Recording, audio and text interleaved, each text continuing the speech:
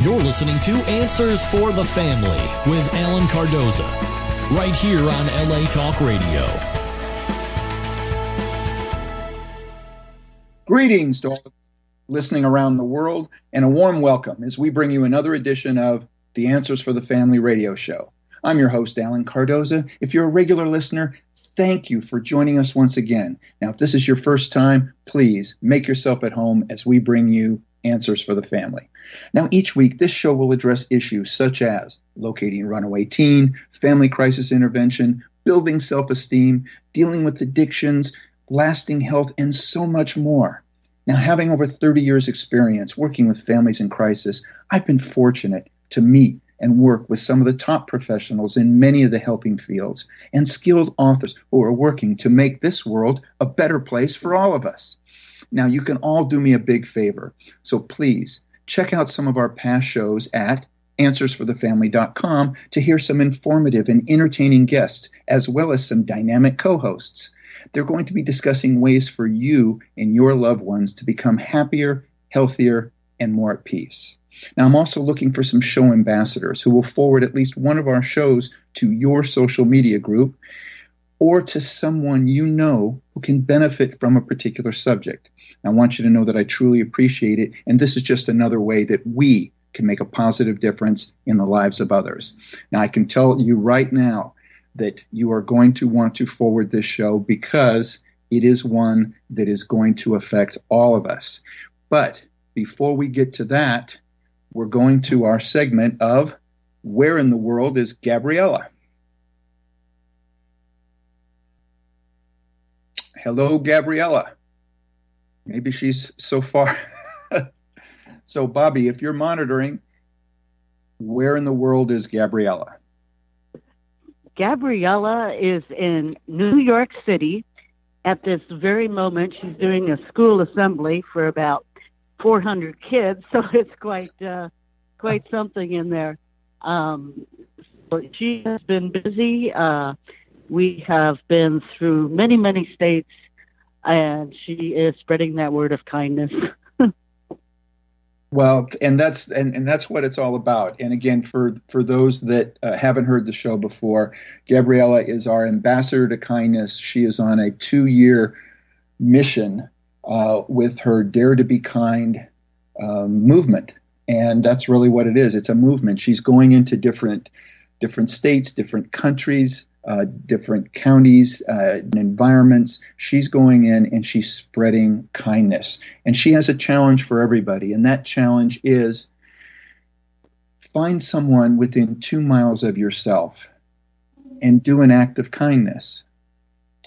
And the odds are they'll pass it on. So for everybody out there, that's your challenge at this point, is just do an act of kindness. And we hope that it will pass on. And I just love the fact that this is one way that Gabriella is making a positive difference in the lives of all of us. So, Bobby, is there a chance that she can break away for a moment, or to give us a message, or for us to break into what's going on right now in the school? Let me check that out real quick.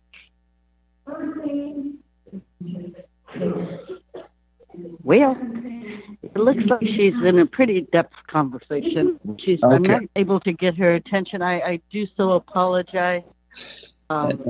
It's no problem at all. I'm trying. No worries. Bobby, what's great is sometimes when we're calling, she's in the car, she's on her way to another venue to be able to speak. So I just love the fact that she's out there doing it. And again, I just want everybody to understand her challenge. Do an act of kindness. Do it today. Do it every day, and see how it changes the people around you's life as well as your own. So, Bobby, thank you. Please thank her. Oh, you're so welcome. Thanks for following us, Alan. And one thing's for sure, she is in motion. So I do hope I'm able to speak quickly, but I'm sure she'll be back on your show. Absolutely. All right. Okay. Now for everybody out there, I'm going to read a piece out of our guest's book, and this was a recommendation that came. Ever wonder why you were thinking of someone and moments later they call or connect to you? Is it magic? Is it coincidence? Maybe not. New information on what we call phenomena is brilliantly shared in our guest's must-read book. New pathways of the mind will open and perhaps shift your perception of reality, time and space, and above all, consciousness. So, and it's ended with the words bravo. And this is a quote from Goldie Hawn after reading our guest's new book. So our guest today, Mark-Gober, is not a scientist, or is he a philosopher? He's a businessman. And he began his career in 2008 in New York as an investment banking analyst with a global firm, and that was during the financial crisis. In 2010, he chose to leave Wall Street to join a technology-focused investment bank and strategy firm, of which he is currently a partner in Silicon Valley. Now, as an undergraduate at Princeton University, Mark studied the invisible forces that govern the universe that secretly drive human behavior. When he graduated, magna cum laude, with a degree in psychology, focusing on behavioral economics, and wrote his thesis on Daniel Kahneman's Nobel Prize winning prospect theory. Then in 2016, he stumbled across podcasts that exposed him to new ideas that put into question the most basic assumptions about who and what we are as human beings. The more he researched, the more he realized that he needed to rethink everything that he thought he knew. Now, when he started telling friends about his research, they told him it changed the way that they looked at life, and their lives started to improve. Well, after enough people said this, he realized that it was time to share his research with a broader audience so he could help more people. Now, through his new book, The End of Upside Down Thinking, podcast, and other content, he invites us to join him on his journey towards completely new mindset and worldview. Well, Mark, normally I would introduce the guest to the show, but I and our listeners at Answers for the Family accept your invitation. So it's now your show. Well, thank you so much for having me, and thank you for that wonderful introduction. Well, I had a chance to go through the book, and one of the quotes that I also thought was pretty amazing was that your book has been described as Stephen Hawking's, A Brief History of Time meets Eckhart Tolle's The Power of Now. So what is your definition, or what do you mean by upside down thinking? Upside down thinking, as I conceive of it in the book, is the conventional thinking in much of science today and much of just modern society. And it's a philosophy really known as materialism in scientific circles. And I'll explain what that is. It basically says the following, that 13.8 billion years ago, the universe started with some big event. It's typically called the Big Bang, and it filled the universe with physical material that we call matter. So my table is made out of atoms of matter, the physical stuff. That's why it's called materialism, because we start with matter in this big universe. So in this universe, we have lots of matter now that there's been a Big Bang. And with that much matter in the universe, we're bound to end up with atoms that start interacting with each other. Chance tells us that will happen, and we call that chemistry. It's just the interaction of atoms. Mm-hmm. So now we have chemistry in the universe, and with enough random chemical reactions in this big, big universe, chance tells us again that we'll end up with a molecule that can replicate itself. So that's like DNA.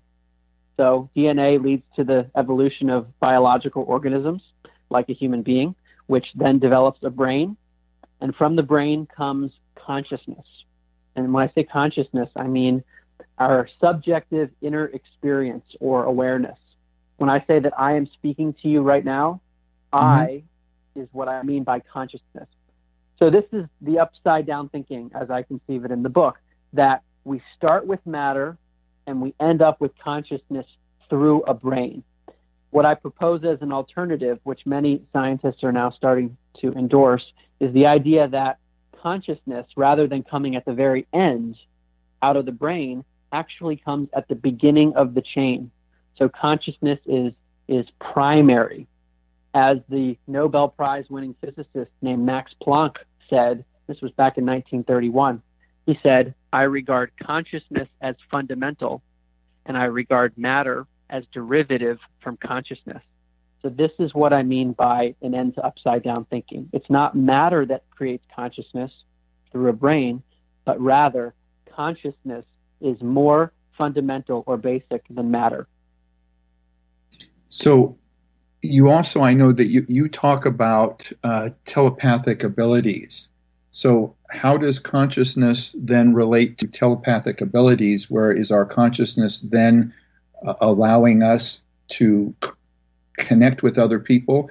And for some reason, have we tried to hinder that or stop that as a culture? Yeah, so this is directly relevant to this idea that consciousness is primary. And there's an analogy that I use in the book from Dr. Bernardo Castro, who says that we should imagine that reality is like a stream of water, where water represents consciousness. And each of us is like a whirlpool within that stream, meaning that we're made of water, i.e. consciousness, but we have these apparent boundaries. So it seems like there's a my life and a your life, and we're all separate and we have our own individual experiences. But fundamentally, we're connected as part of the same stream of consciousness.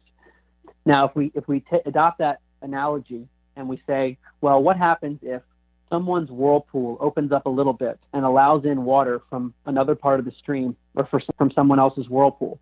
That would be like consciousness from another person entering the consciousness of me, for example.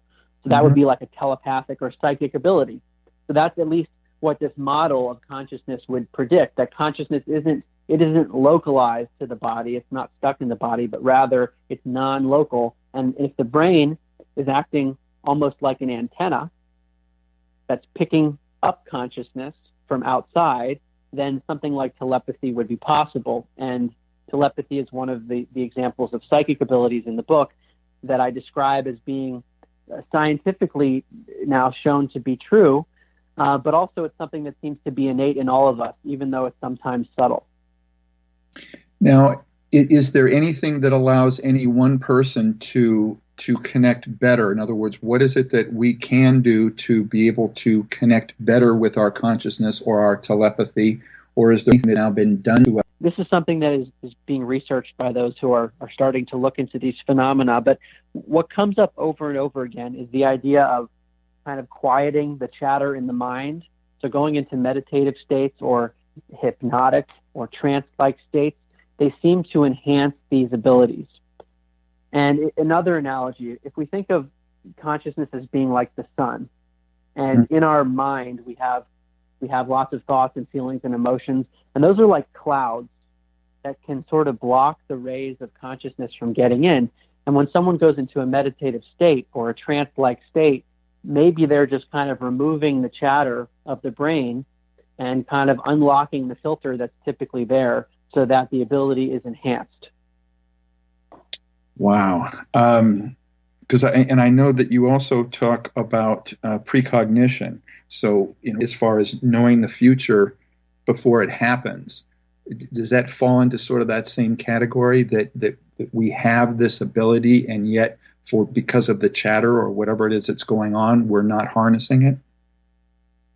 I think so. Yeah. So precognition is the idea that somehow with our consciousness we can know the future before the future even happens. And again, if we say consciousness is fundamental and actually exists beyond space and beyond time, then it's at least conceptually possible that our consciousness could reach forward in time. But going back to your question about how can we enhance these abilities, I want to point you and your listeners to many studies that were done by the U.S. government.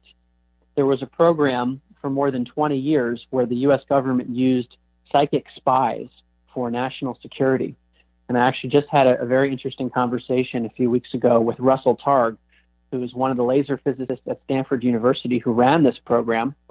And when I say psychic spying, I mean these are individuals who were very, very talented and were able to see things that were far away from them, not with their eyes, but with their mind alone.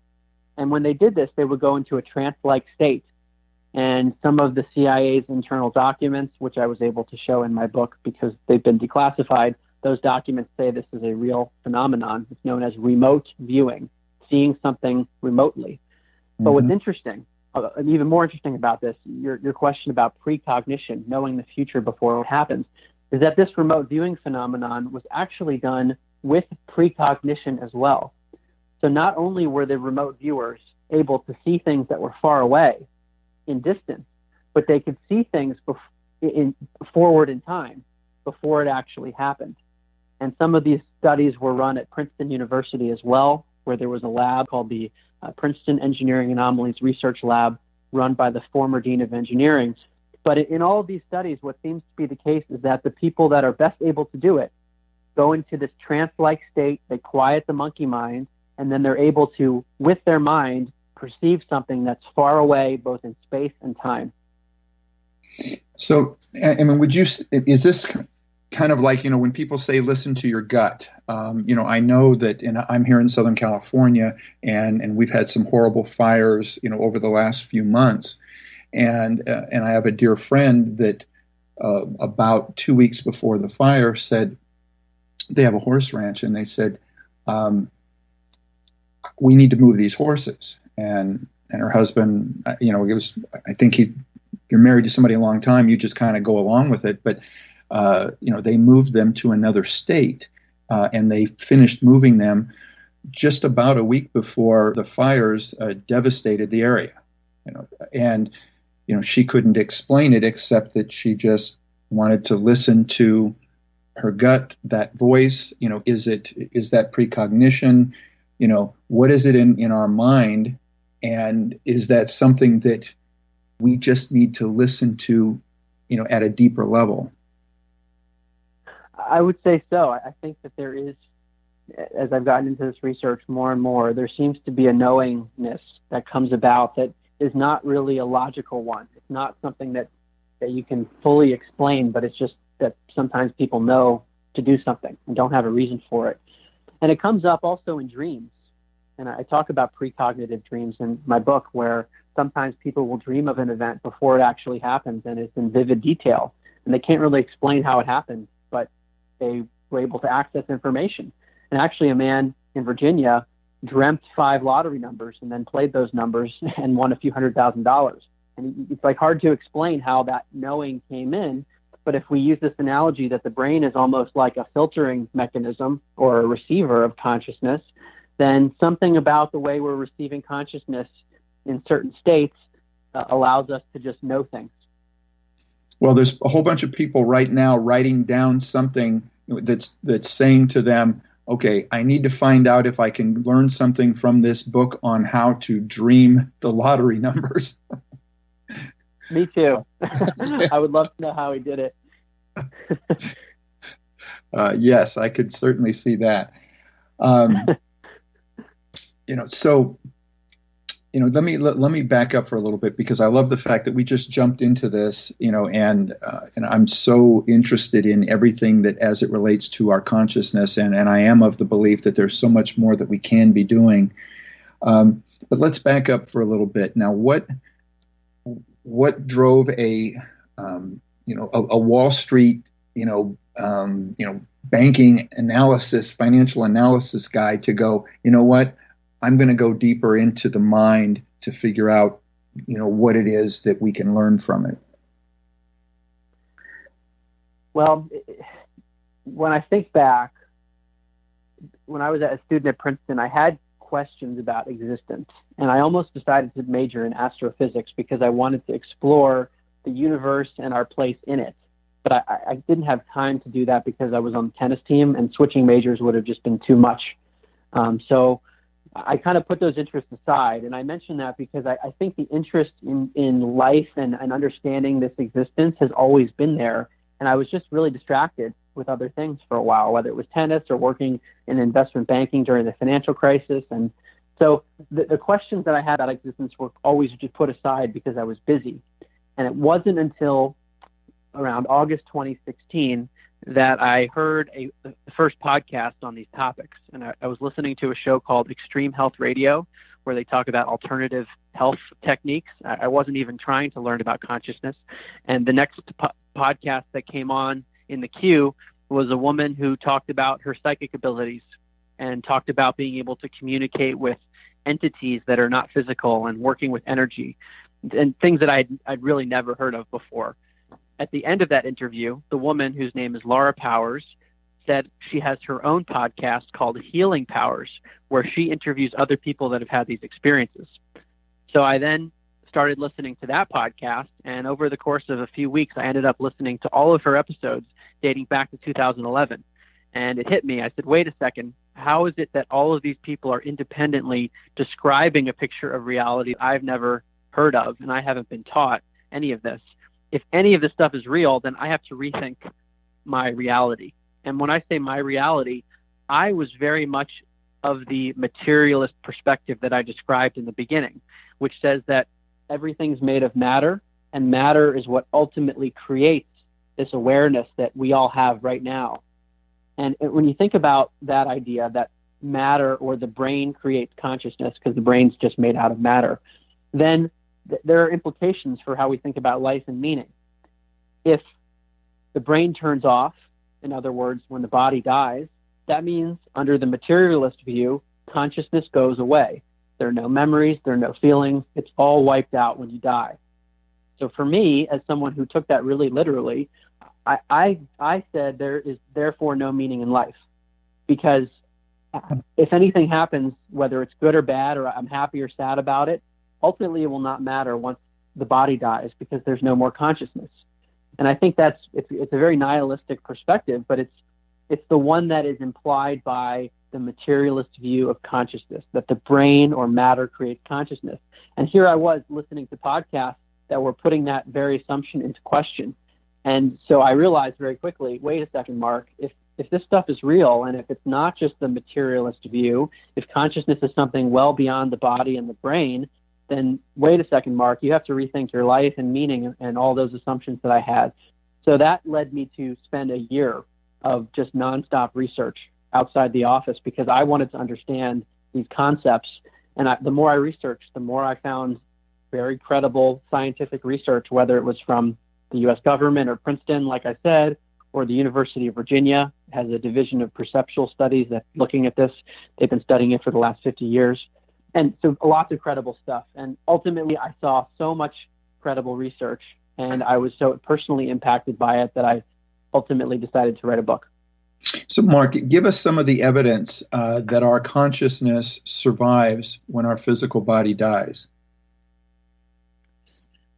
Well, I mentioned the University of Virginia, and they study things like near-death experiences, which we can talk about, but they also have studied a phenomenon where children who are usually between the ages of 2 and 5 years old start recalling a life that is not theirs. And in over 2,500 cases, the researchers have been able to find a person through historical or medical records that aligns with what the child is saying. And sometimes these are extremely specific things. And sometimes the children have birthmarks or physical deformities that align with the way in which they describe dying in this so-called previous life. So here we have children who are taking on memories, sometimes personality traits, and sometimes even physical traits that are aligning with the person who previously lived. So that is the University of Virginia researchers to say that is one piece of evidence, perhaps, that the consciousness of one continues beyond the physical body and perhaps can go into another. Okay, so now if we accept that, so how could mainstream thinking then be so off base? And do you think that this is a misunderstanding of our reality, or do you think it's done with intent? I think there are strong incentives to keep the status quo, which is the materialist view that I described, that the brain creates consciousness. When your brain turns off, that's the end. That is the conventional paradigm, which many scientists have built careers upon. And so I think it's difficult sometimes for people to switch perspectives. especially when it's one that's this big. I mean, this is really a massive paradigm shift. So I think that creates a natural resistance to these ideas. And that's something I've seen a lot in the research. And because of that, there seems to be biases against this kind of research. And I mentioned the Princeton Engineering Anomalies Research Lab that was run for about 28 years, run by the former dean of engineering. They shut down the lab in 2007. They were studying these phenomena, things of anomalies of consciousness. And though they got some of their results published in peer-reviewed journals, in the New York Times article that described the closing down of the lab, Brenda Dunn, who co-ran the lab, she said, look, it's hard to get peer review when you don't have any peers. Yeah. Which I think is a very telling statement. If there is the conventional paradigm in science, and here people are coming in with this anomalous evidence that doesn't match the theory, there is a tendency to try to sweep it under the rug. And what I found in my research is that there is just so much evidence in independent areas that we're at the point where we can't sweep it under the rug anymore if we want to be intellectually honest. Well, and I appreciate that. And the thought that came to mind while you were saying that was, well, there was a time in which, that there were people that swore that the world was flat. And if you said anything outside of that, it was considered, heresy. I mean, it was just ridiculous. You couldn't possibly go there. And I'm sure that they wouldn't at that time, want to continue to spend funds on researching that until such time as somebody proved them wrong. That's a great analogy. And another one that I love to use is the analogy of Galileo, when he had all of his evidence in the telescope, which suggested that the Earth is not the center of the solar system, but rather the Earth revolves around the sun. That was a very challenging idea to the conventional worldview. And so there were clergymen that didn't want to look in his telescope to see the evidence. They just they didn't want to challenge the worldview. But what's been particularly interesting to me is that it doesn't seem to matter who the person is. So, for example, Brian Josephson, who won the Nobel Prize in physics, he has become interested in phenomena like telepathy and these anomalies of consciousness. And he's even said that he thinks telepathy exists and that quantum physics will prove it to be true. He was, in fact, uninvited from a scientific conference because the conference picked up on the fact that he has been interested in psychic abilities. And I'll read you a letter that he received from someone at the conference. Again, this is a Nobel Prize winner in physics. The person wrote him a note saying, "It has come to my attention that one of your principal research interests is in the paranormal. In my view, it would not be appropriate for someone with such research interests to attend a scientific conference." So he was uninvited because of his interest in these topics as a Nobel Prize winner. Wow. I mean, they might as well have just, sent a video of them, with their fingers in their ears and their mouth going blah, blah, blah, blah, blah. We're not going to hear it, covering their eyes, making noises with their mouth and fingers in their ear, as opposed to even listening to someone talk about something that, and again, how did he go from Nobel Prize winning genius to uninvited? Did they think that somehow like a giant needle came out of the sky and sucked half his brain out, or he somehow got stupid? I don't know. I really think there is just such a strong bias about this. And I don't fully understand it because I'm not an academic. I'll give you another example of a woman who was at a very mainstream U.S. academic institution on her way to tenure in the psychology department. And she was studying precognition, which again is this idea that we can know or sense the future before it happens, studying it scientifically. She was told, look, you have a great resume, but you should take off this precognition stuff from your resume. And she ended up leaving academia. Wow. Yeah, it's kind of disheartening, to think about it and to think that we're still at a stage in which we want to close our eyes or turn away from something because we don't understand it. We didn't become who we are by doing that. We didn't become the beings that for the most part control the earth by just going, well, no, we don't want to look at that, or we don't want to try to learn something else. I mean, how would we have come up with some of the incredible breakthroughs that we've had in medicine and in technology and stuff if we kept looking at things going, well, if they couldn't do it before, I guess we can't do it anymore, or can't do it in the future. Yeah, it's kind of a counter to the scientific philosophy, which is to explore the unknowns. So that, in some senses, it has been disheartening for me to research this and see that, wow, on the one hand, there's a lot of research, but on the other hand, it's not allowed to be explored by many people, or people are just afraid to because they don't want to be made fun of or be shunned.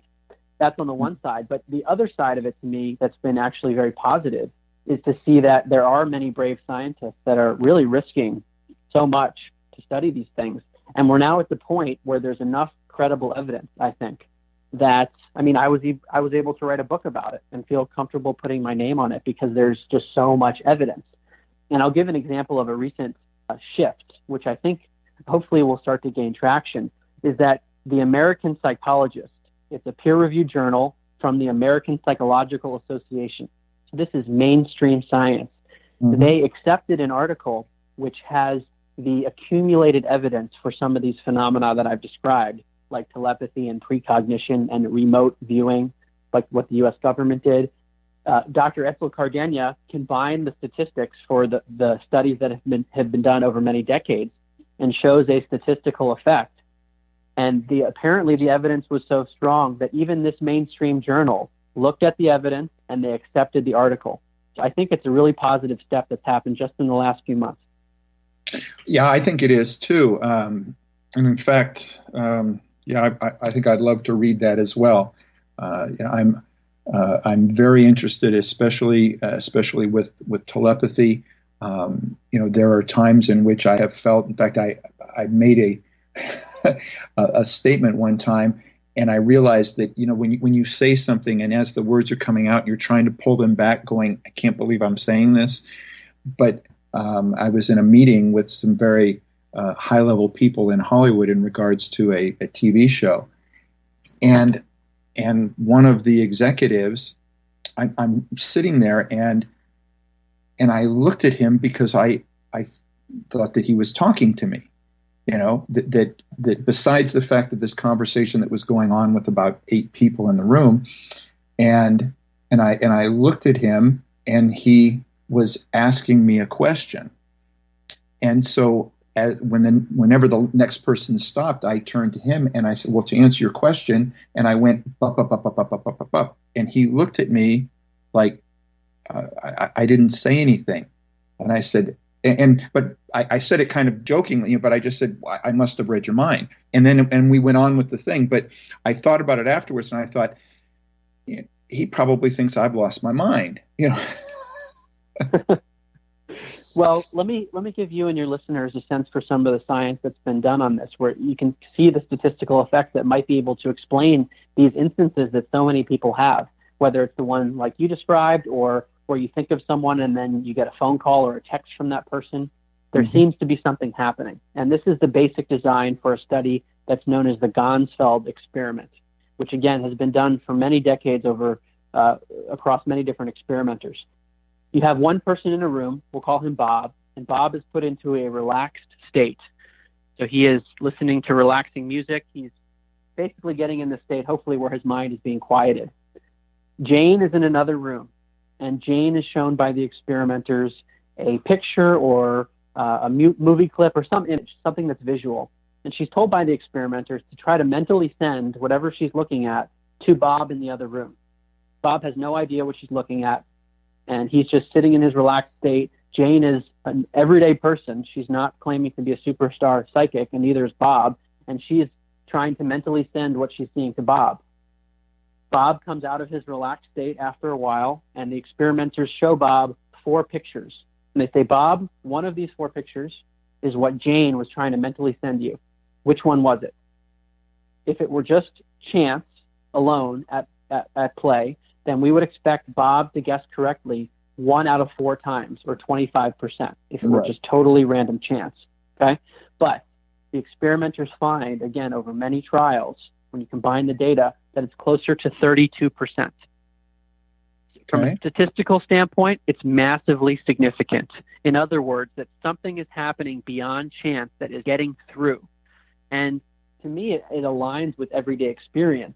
Because if we were 100% telepathic, then we would know each other's thoughts all the time. And yet that's not what happens. Instead, there are these events that happen every now and then that we can't quite grasp. And we're not sure if it was random or not. But this study, to me, suggests that some information gets through sometimes. Okay. Well, we're going to take a break, but when we come back, I'd like you to tell us a little bit more about how this has changed your life.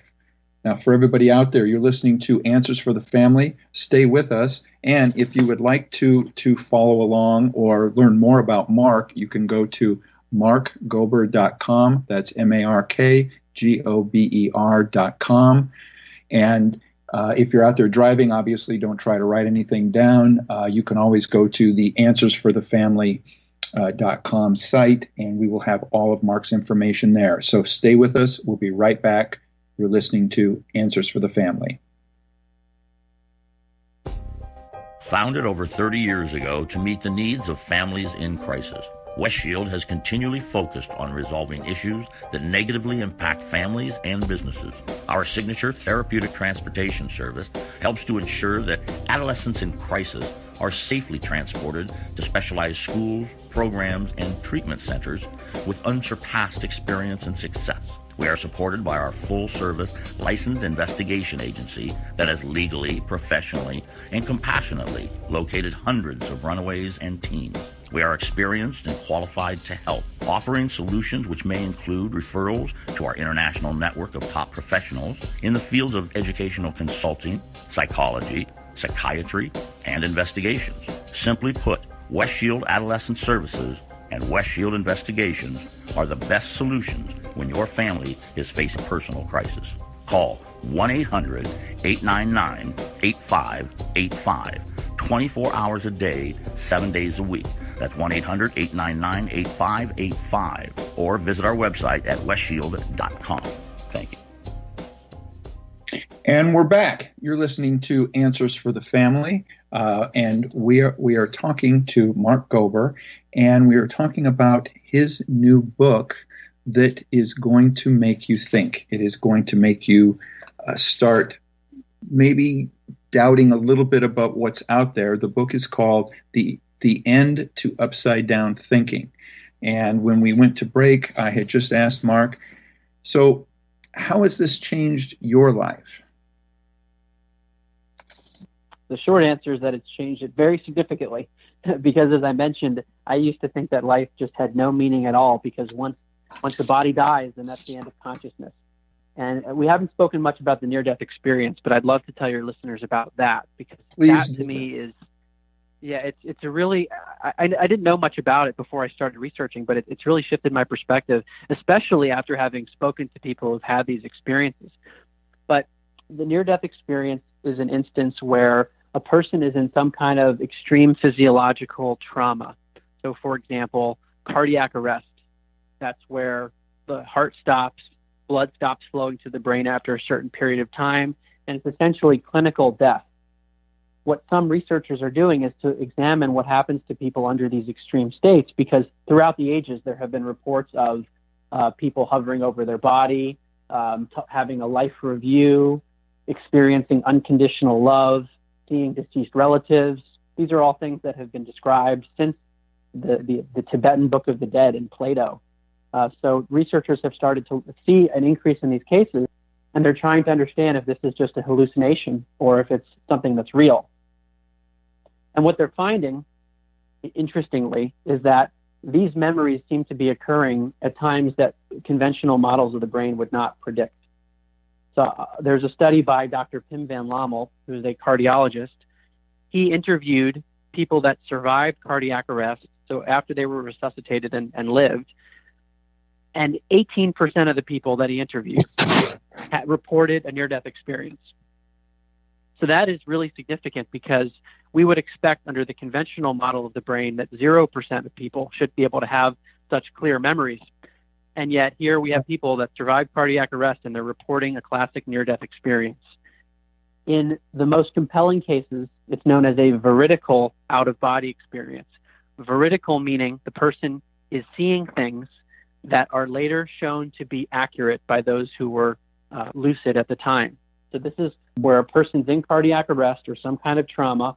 They hover over their body, they see things, and they're by all means unconscious based on what people see of that person. The person is like lying down, they seem to be dead or not functional, and yet the person is hovering over their body and they see things in the room.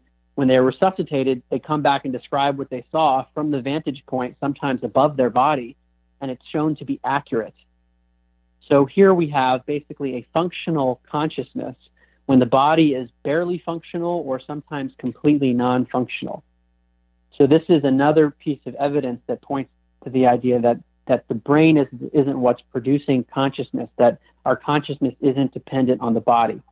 So if we accept the near-death experience to be something more than a hallucination, and I have a whole chapter in the book looking at different arguments for this, but to me it seems like something happening here. There's something called the life review, which I mentioned, and it is really profound. This has been described by many, many people who've had the near-death experience, where they relive their whole life in a flash. They judge themselves or kind of observe how they acted towards people, but they relive the events through the eyes of the people that they affected. And in some cases, they actually feel the emotions of the third parties that were affected. And I'll give an example of that. Dannion Brinkley, who is someone very famous for having described his near-death experiences, he recently had his fourth near-death experience. So he's had one almost every decade for the last 2 decades. And he talks about when he was a Marine in Vietnam, there were many people that he killed. In his life review, he experiences the deaths of the people that he killed, but also he experiences the pain that he inflicted on those who were related to the people that he killed. So this is all connected to this idea that we're like part of the same stream of consciousness, and in this altered state, whatever it is, or dimension or something, we are able to switch lenses. So it's not just the individual that is experiencing it. We're able to switch into the consciousnesses of others. And to me, it's just extremely powerful to think that this is something that's so commonly reported. Yeah, it's phenomenal. I love that. And as you were describing some of the research, one of the thoughts that came to mind was putting everything together that you've said. You talked earlier in regards to us being able to, put our monkey brain, at ease or to calm it down. And I'm wondering if there's part of the research to where that they're saying 18%, but is this 18%? Were all of them able to be in a calmer state? Have they made that connection? Because I think in the same sense that we look at dreams, I know that for years I can go and not remember my dreams because I know that my brain is I can't shut it off. And yet, when I'm in a better meditative state, I find that I start getting my dreams as well. I'm wondering if that's part of the same thought process, because it's remembering. We know that we had the dream, we just don't remember it. And I'm wondering if it's the same thing about the near-death experience, is that everybody's having it, but is there only 18% that's actually remembering it? That's a great question. When you talk to people that have had the near-death experience or people that research it, what they say is, look, when you die, you're going to have a life review. That's the knowingness that they have when they come back from the experience, that this is just part of the process of our consciousness transitioning. Now, like you say, whether or not we remember that upon being resuscitated, I think it's an open question. It's possible that this could be happening to the remaining 82% in those studies. It's just not remembered. But what you ask, I think, is a really good question about the nature of memory in general. And it's something that has just consumed me when I think about these topics. Because when we think about memory, like, I don't remember what it was like to be an infant, or I don't even remember what I was doing at this exact moment 3 years ago. I don't remember all of my dreams. So there are things in my life that were indisputably occurring during the time that I was alive that I have no memory of at all. And yet I would say that I was alive and conscious during those periods. So if we think of our consciousness is extending beyond the body, I often wonder, what is it? Are there other things that we just simply do not remember, we can't access because of the way our brain is structured? Wow. I had to tell you, this has probably been the show that's gone by faster than any show I've ever done. I've got a couple of listener questions, and I looked up, and we only have about 3 minutes or so, but I want to get these in because, again, I appreciate those that take the time to send these questions in. It's usually people that are working during the day, so they send it in the night before.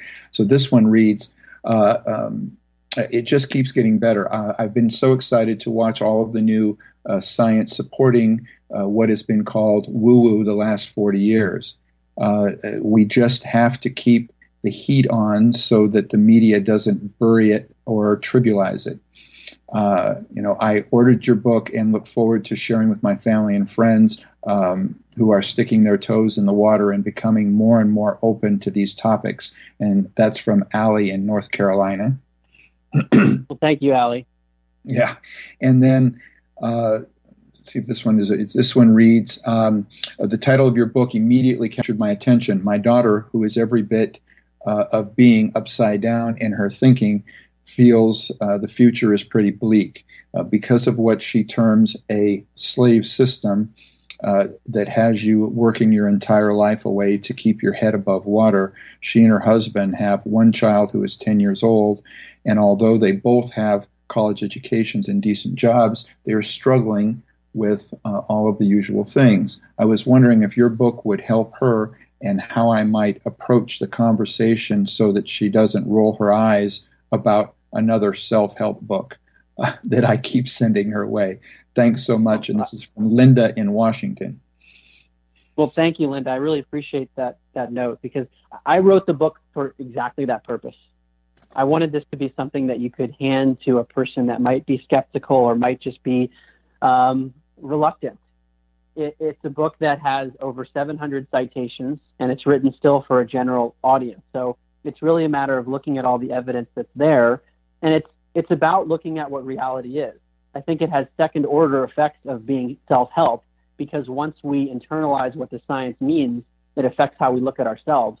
But I wouldn't categorize it as a self-help book primarily. And another thing that you might say is that the book has been endorsed by a number of very credible scientists, like Dr. Ed Kelly at the University of Virginia and Ervin Laszlo, who's been nominated for the Nobel Peace Prize.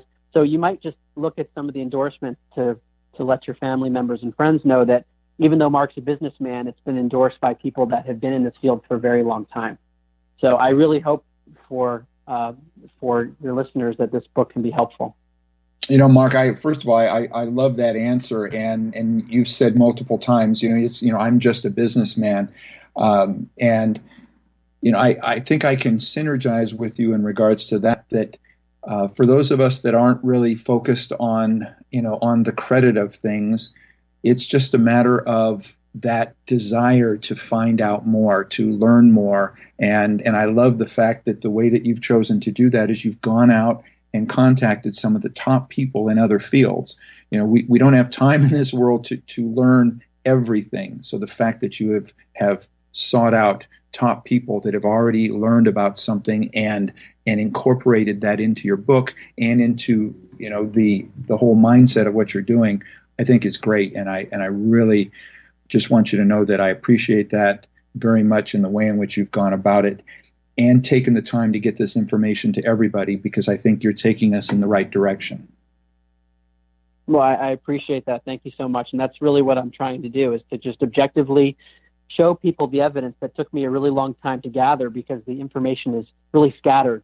And I saw that, and I wanted to bring it together in an easy-to-read fashion so that people could get caught up very quickly.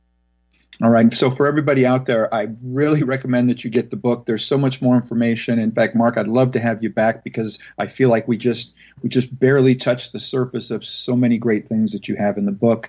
And if you have anything, a speaking engagement or something like that, you're going to be on the West Coast, let me know. I would love to get together and see how we can help support you.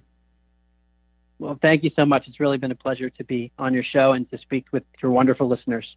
All right. Well, thank you. Now, for everybody out there, please be sure to put us on your calendar and tune in next Monday when we will be discussing the new book, Mastering Uncertainty in Life and Business. I really suggest that you plan on listening to this one because it is another one that I think is going to help expand your mind.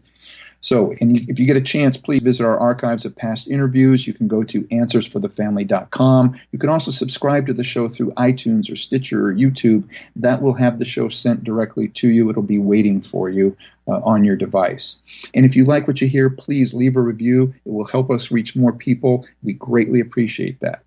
Next time you're on Facebook or Twitter, please remember to stop by our page, check out some of our latest posts, and if you like them, please like us and continue to spread the word. Be kind to each other, be good human beings, and be with us again next week on Answers for the Family.